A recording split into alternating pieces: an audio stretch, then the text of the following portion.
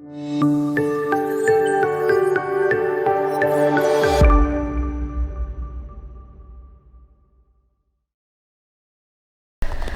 दोस्तों, आपका स्वागत है हमारे इस कार्यक्रम उमंग तरंग में।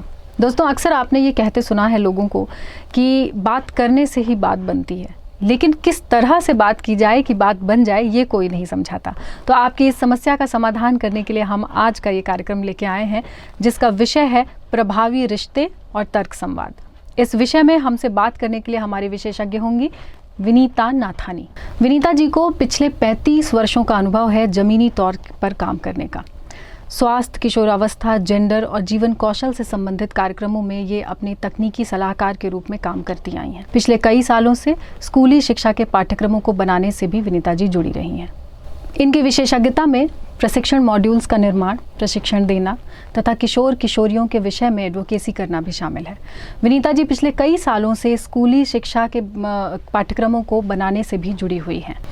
विनीता जी, आपका बहुत बहुत स्वागत है हमारे कार्यक्रम में। सभी को मेरा नमस्कार।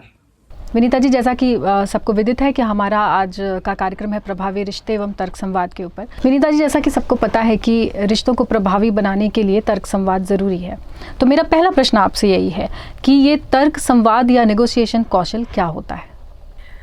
जैसा कि आप सभी ने पढ़ा है और आप सब जानते हैं कि हम अक्सर संवाद और संप्रेषण करते हैं, एक दूसरे के साथ बातचीत करते हैं एक दूसरे के साथ।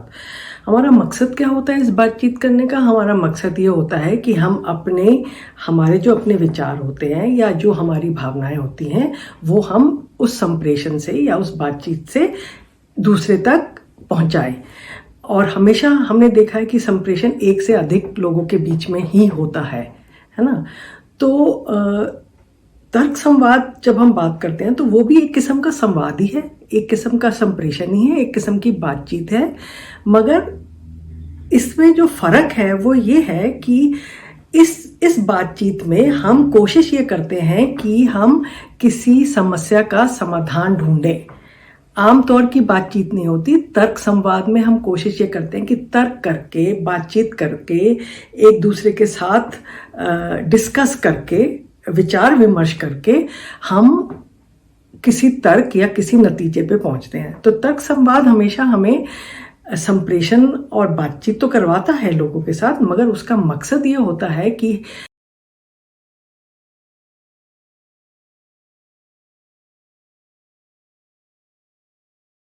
जो हमारी जो समस्या है या जो भी हमारा विचार है या जो भी उस समय मुद्दा है उसका हम एक साझा और स्वीकार्य समाधान ढूंढ सके। तो तर्क करके, बातचीत करके हम कोशिश ये करते हैं कि किसी हम समाधान तक पहुंचे। तर्क संवाद हमें बहुत मदद करता है। अगर हम में आपस में मतभेद होते हैं तो अगर हम आपस में बातचीत करके, तर्क करके, हमको उन मतभेदों से भी बाहर निकलने में हमारी बहुत मदद करता है। विनीता जी, वैसे तो इसको लेकर बहुत सारे सवाल हम लोग के मन में है, लेकिन जो मैं अभी आपसे पूछना चाहती हूँ वो ये कि अंतर्वैयक्तिक संप्रेषण और तर्क संवाद में क्या संबंध है? दोनों में बहुत ही गहरा संबंध है। वो इसलिए कि हम जब भी संप्रेषण करते हैं तो हम अपने सगे संबंधियों के साथ, रिश्तेदारों के साथ, पड़ोसियों के साथ, दोस्तों के साथ ही संप्रेषण करते हैं। और अगर हमको अपने अंतर्व्यक्तित्व संबंधों को, इन सबके साथ अपने संबंधों को स्वस्थ रखना है तो बहुत ज़रूरी है कि हम इनके साथ प्रभावी तरीके से संप्रेषण करें।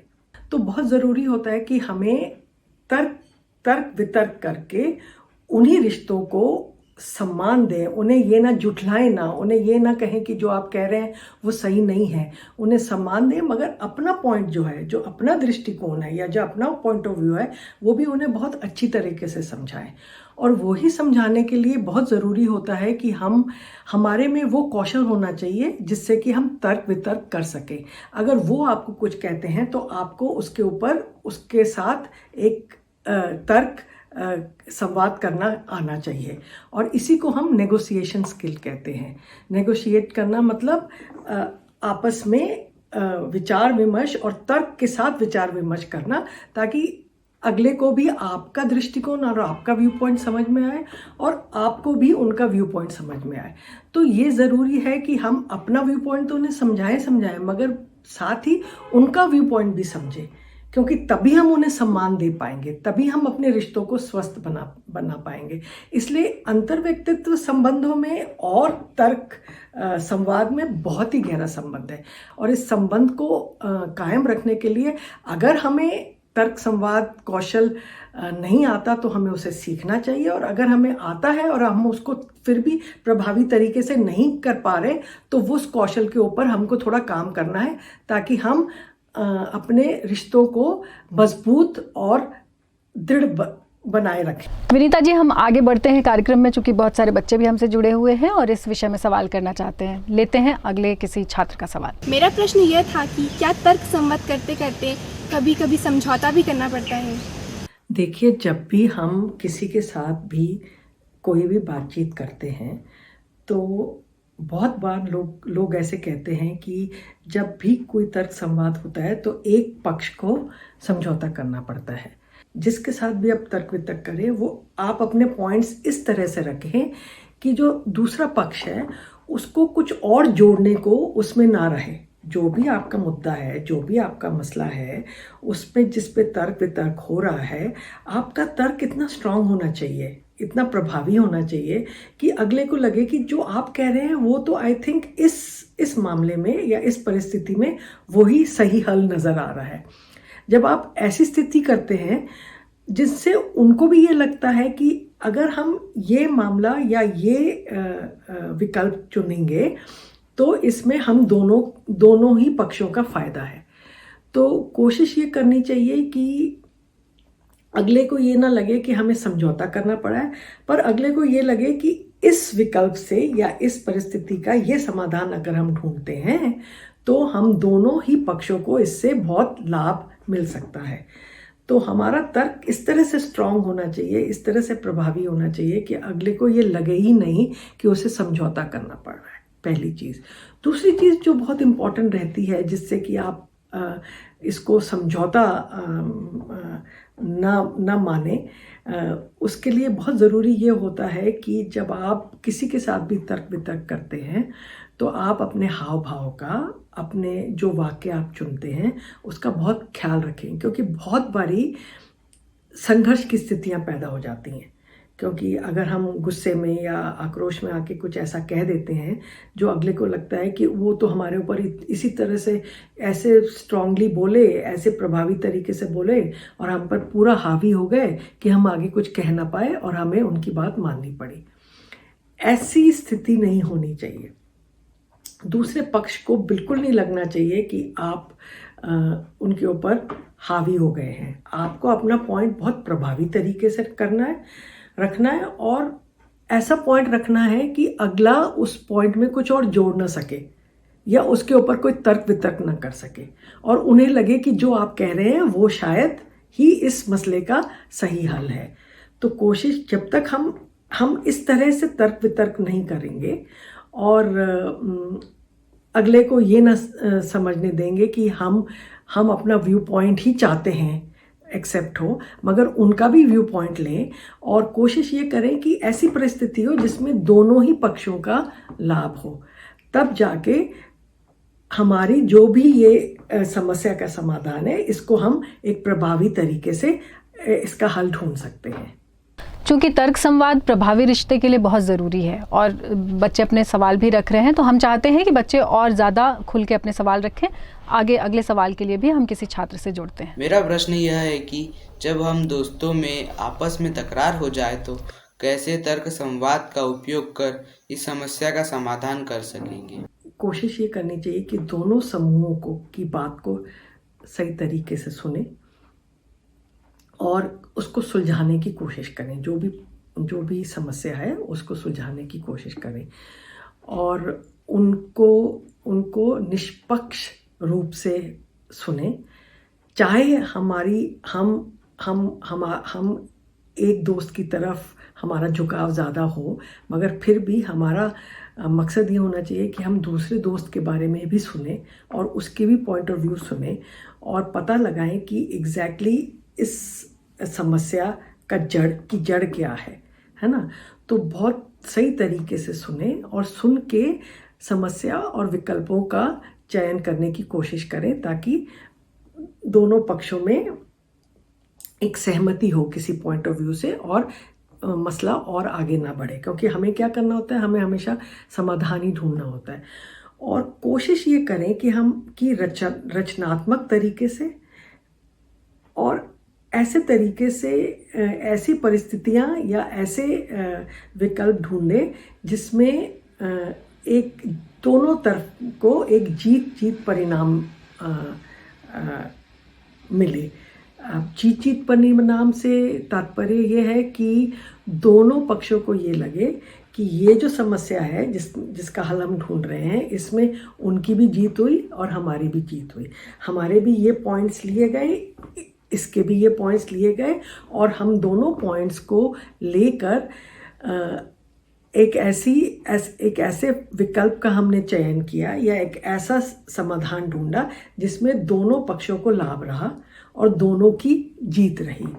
जब तक ये परिस्थिति नहीं आएगी तब तक एक पार्टी को या एक पक्ष को या एक दोस्त को या एक व्यक्ति को हमेशा लगेगा कि मेरे ऊपर दूसरे दोस्त हावी हो गए हैं। तो कोशिश ये करें कि निष्पक्ष रहें, संघर्ष की स्थिति को सुलझाने के लिए ऐसे विकल्प ढूंढें जिसमें दोनों पक्षों को इक्वल लाभ मिले। दूसरी चीज़ जो बहुत इम्पॉर्टेंट होती है जब हम दोस्तों के साथ इंटरैक्ट करते हैं, वो ये होता है कि हम लोग हमारे जो विचार होते हैं और हमारे जो इमोशंस होते हैं वो हम पे बहुत हावी हो जाते हैं। क्योंकि या तो हम एक संघर्ष की स्थिति में आके अपना गुस्सा या अपना जोश दूसरे पक्ष की तरफ दिखाने की कोशिश करते हैं। हमें बड़ा शांत रहना है। अगर हमको इस समस्या का समाधान ढूंढना है तो हमें बड़ा शांत रहना है। हमारी जो भावनाएं हैं उन पे हमको पूरा नियंत्रण करके रखना है, और ये देखना है कि हमारे दिल और हमारे दिमाग में एक संतुलन बना रहे।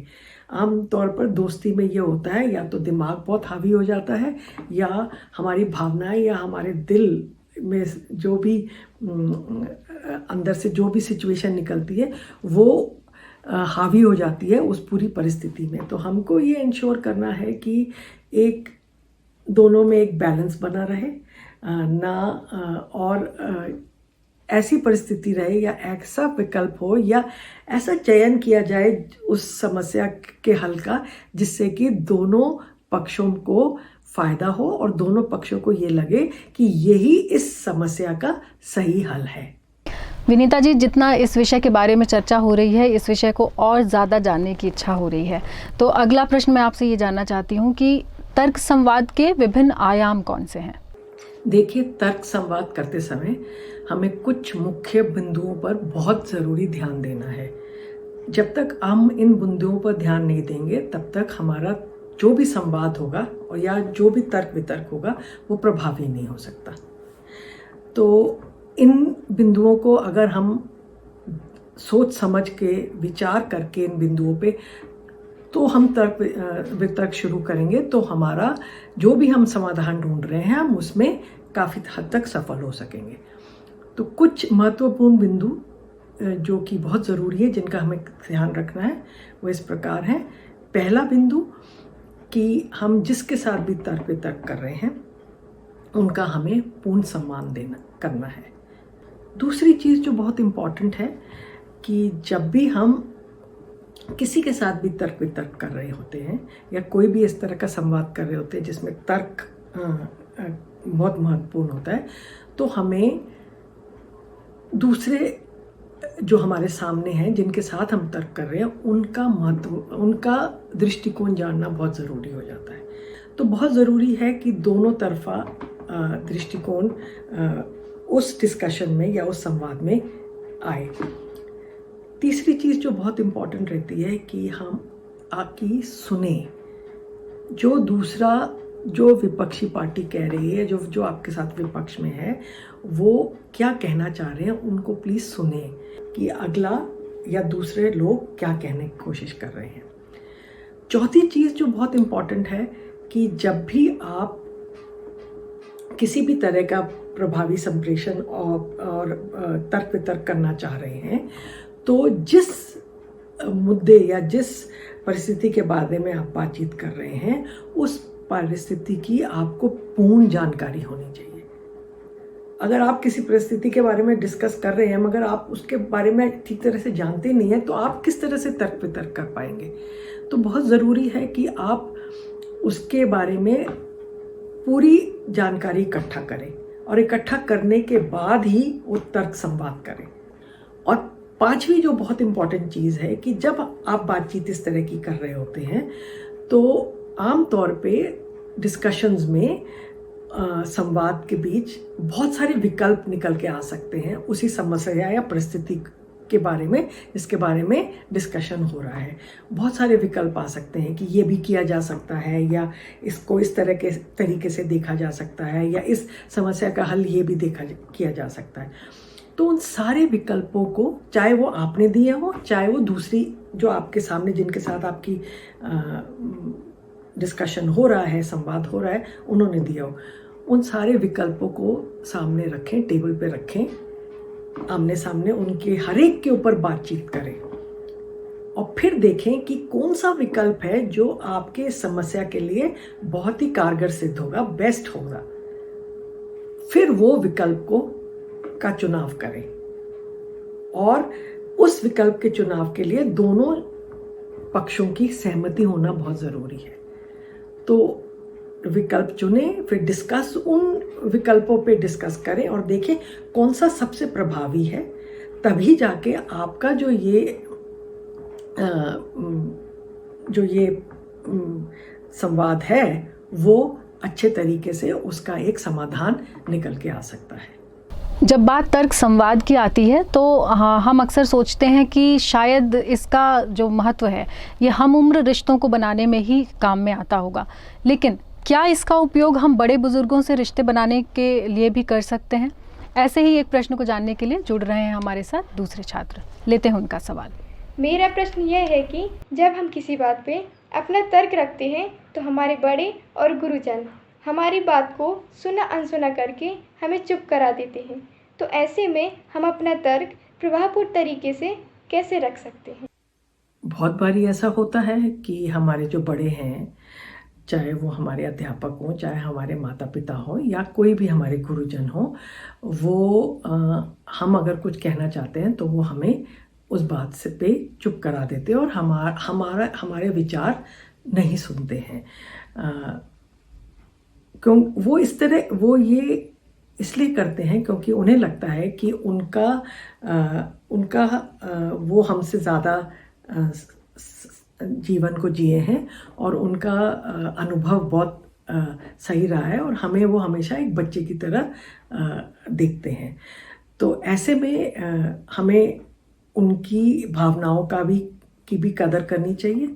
अगर ऐसी कोई समस्या है या ऐसा कोई मुद्दा है जिसके बारे में आपको अपने माता पिता के साथ डिस्कशन करना है, वो चाहे तो आपके सब्जेक्ट चुनने का हो सकता है या आपको आगे अपनी ज़िंदगी में क्या करना है उससे रिलेटेड हो सकता है, तो आप उनसे डिस्कस करके कहें कि आपने जो हमारे लिए निर्णय लिए वो तो सही है, बट हम चाहते हैं कि हमारे जो विचार हैं, हमारे जो व्यू पॉइंट हैं या हमारा जो दृष्टिकोण है उसे भी आप सुने और समझने की कोशिश करें। जब तक आप उनके प्रश्नों का या उनके तर्क का प्रॉपरली एक उत्तर नहीं दे पा रहे या उसको उनके साथ सही ढंग से तर्क वितर्क नहीं कर पा रहे, तब तक वो आपके पॉइंट ऑफ व्यू को समझने में टाइम लगाएंगे। मगर जब वो देखेंगे कि आपके पास हर प्रश्न का जो भी उनको लगता है कि इस परिस्थिति में ये दिक्कतें आ सकती हैं, उसका समाधान या उसका पॉइंट आपके पास एक है, तो उन्हें लगेगा कि ये तो इस बारे में काफ़ी सीरियस है और इसने इसके बारे में काफ़ी डिटेल में चर्चा की है और इसको कोई इस मामले में इस मामले की इसको काफ़ी समझ है। तो ये एक बहुत इम्पॉर्टेंट हो जाता है और उस समय हो सकता है वो आपके पॉइंट ऑफ व्यू को समझ पाए। दूसरी चीज़, जब वो अपना पॉइंट ऑफ व्यू आपको बताते हैं इसी परिस्थिति के बारे में, वो ये बताते हैं कि उनको क्या लगता है इस परिस्थिति में ये हो सकता है, तो आप उनकी बातों को भी सुने और उनको उस समय गुस्से में आके वहाँ से उठ के ना चले जाएं, क्योंकि जब वो आपकी का दृष्टिकोण समझ रहे हैं तो आपको भी उनके दृष्टिकोण को समझना है और आपके उनके दृष्टिकोण को उनको अच्छे से समझाना है, उनको अच्छे से कन्विंस करना है, उनको अच्छे से बतलाना है कि ऐसी ऐसी अगर परिस्थिति आ जाती है या ऐसी ऐसी समस्या आ जाती है तो इसका हल हम इस तरह से ढूंढ सकते हैं। और कोशिश ये करना है कि जैसे मैंने पहले भी बोला कि एक ऐसा विकल्प ढूंढना है जिसमें दोनों पक्षों के लिए एक जीत जीत वाली सिचुएशन हो जाए और दोनों पक्षों को लगे कि इस संवाद में या इस जो हमारी बातचीत हो रही है इसमें दोनों को ही उतना ही लाभ है।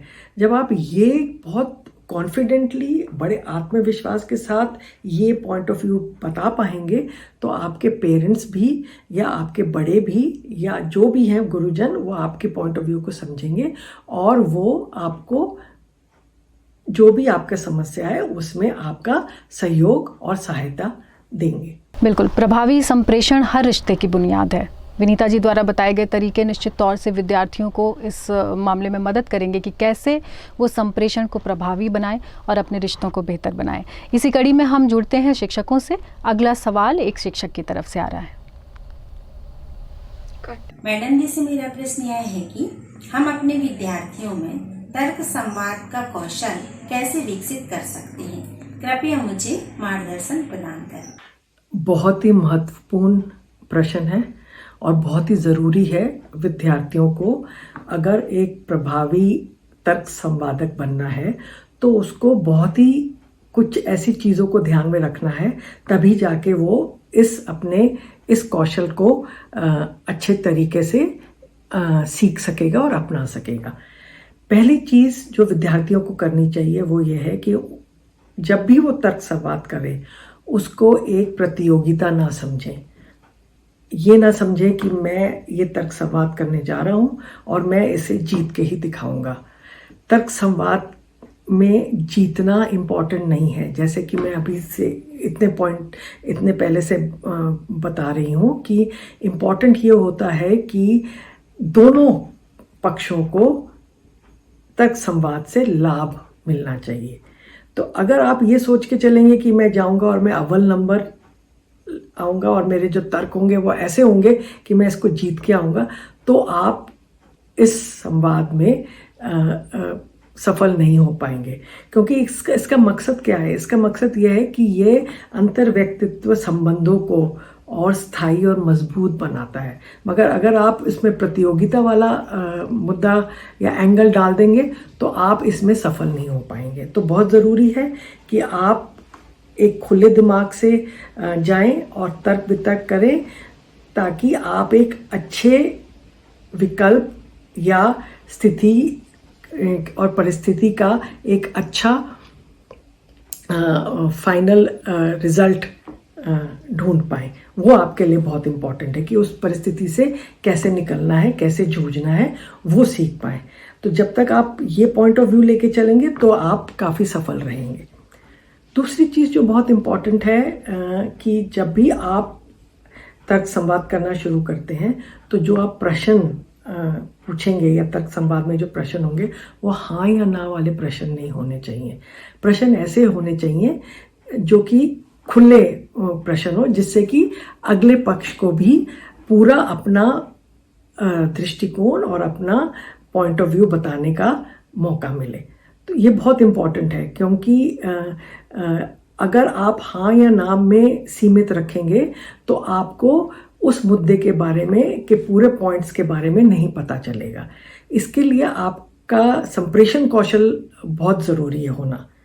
और दूसरी चीज़ जो बहुत ज़रूरी इसमें होना है, आप तभी प्रश्न पूछ पाएंगे जब आपको उस मुद्दे या उस विषय के बारे में पूर्ण जानकारी होगी।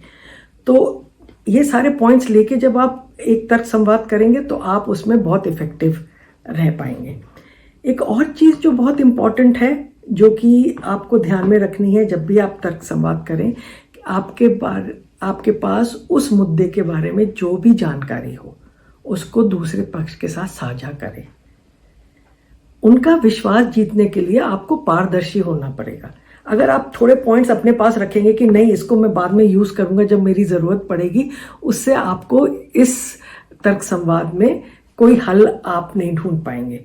तो बहुत ज़रूरी है कि आप शेयर करें जो भी आपके पास जानकारी है, और दूसरे पक्ष को भी आपके साथ सारी वही जानकारी शेयर करना इम्पॉर्टेंट है। तभी आप जाके कहीं भी इस मुद्दे का हल और आगे ढूंढ पाएंगे। एक और पॉइंट जो बहुत इम्पॉर्टेंट है, जो